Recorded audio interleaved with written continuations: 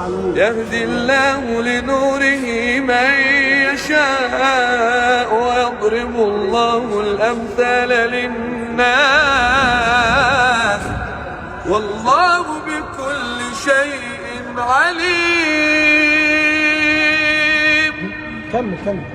في بيوت أذن الله أن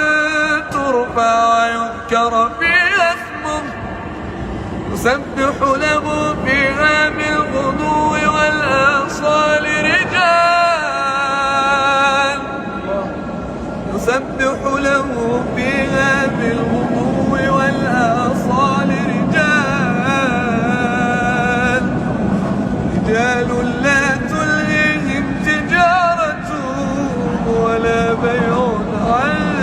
ذكر الله وإقام الصلاة وإيتاء